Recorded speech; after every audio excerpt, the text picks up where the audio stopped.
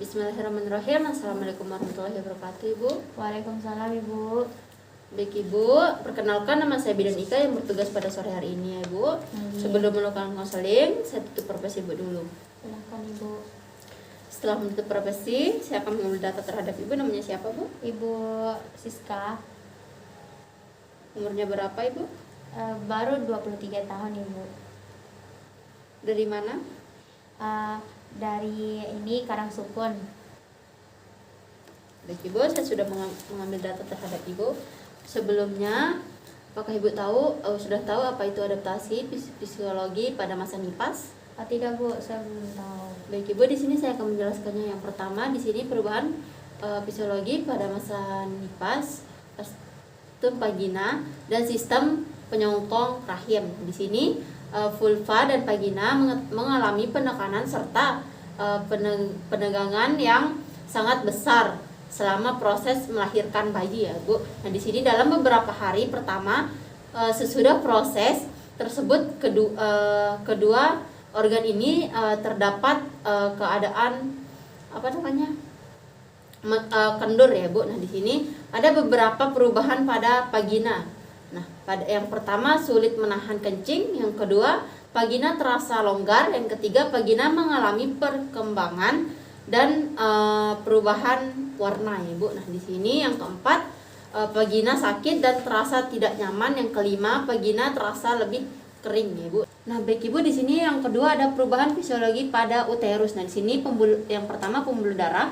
Kehamilan yang sukses membutuhkan peningkatan aliran darah yang cukup besar. Nah, di sini menyuplainya anterin dan dua pena di dalam uterus, terutama pada plasenta. Nah, di sini menjadi luar biasa membesar, begitu juga pembuluh darah ke darah.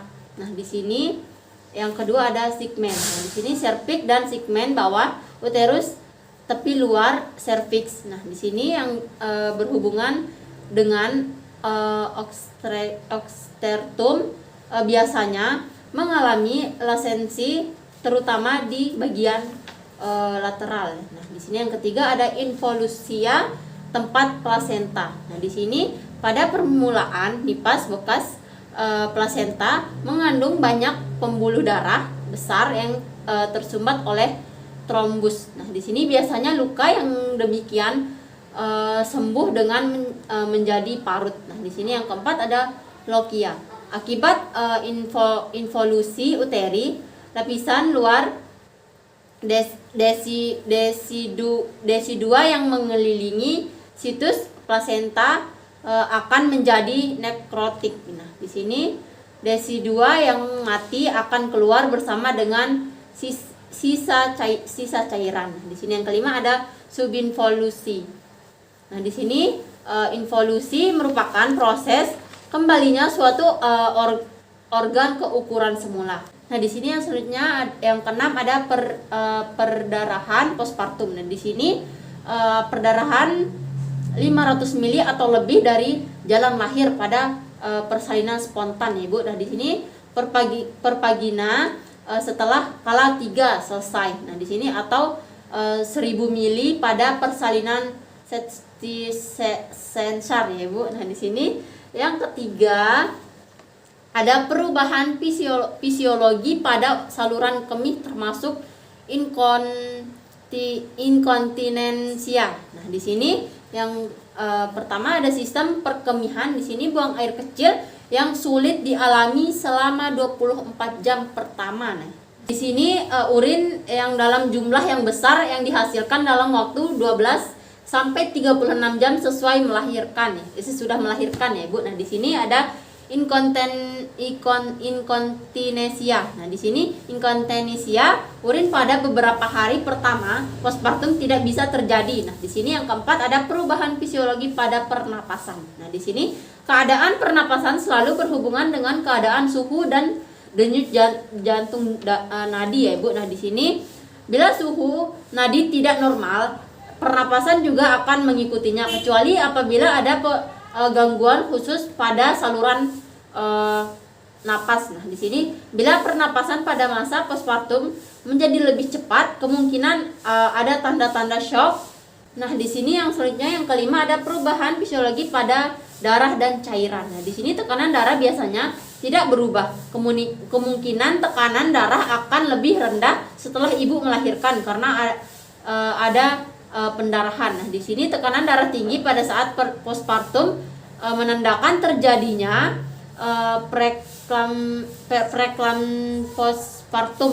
Di sini yang keenam ada perubahan fisiologi pada penurunan berat badan ibu. Nah, di sini ibu nipas kehilangan 5 sampai 6 kilo pada waktu melahirkan. Nah, di sini dan 3 sampai 5 kilo selama minggu pertama pada masa nipas. Nah, di sini faktor-faktor yang mempercepat penurunan berat badan pada masa nipas diantaranya adalah yang pertama peningkatan berat badan selama kehamilan, yang kedua priminfasitas, nah yang ketiga segera kembali bekerja atau di luar rumah dan merokok. Nah, di sini yang ketujuh perubahan fisiologi pada payudara, yaitu akan timbul pada laktasi akibat pengaruh hormon.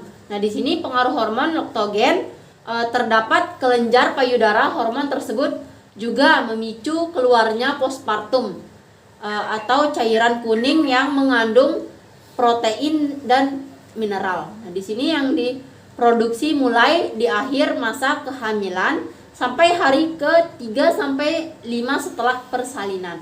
Apabila proses laktasi tidak efektif, maka akan terjadi masalah yang sering muncul pada masa nipas, yaitu ketidakkreatifan pada laktasi. Nah, di sini apakah Ibu ada yang kurang jelas dari penjelasan saya tadi atau ada yang ingin ditanyakan, Ibu? Alhamdulillah Bu, dari penjelasan Ibu semua yang tadi itu saya sudah mengerti dan saya sudah paham. Baik Ibu, terima kasih atas waktunya. Untuk menutupnya, alangkah baiknya kita membaca alhamdulillah ya Bu. Alhamdulillah. Baik Ibu, terima kasih sudah berkunjung ke klinik saya. Ibu jaga kesehatan dan bayi Ibu. Iya Bu. Kalau begitu saya permisi dulu ya Bu. Ya Ibu. Assalamualaikum. Waalaikumsalam.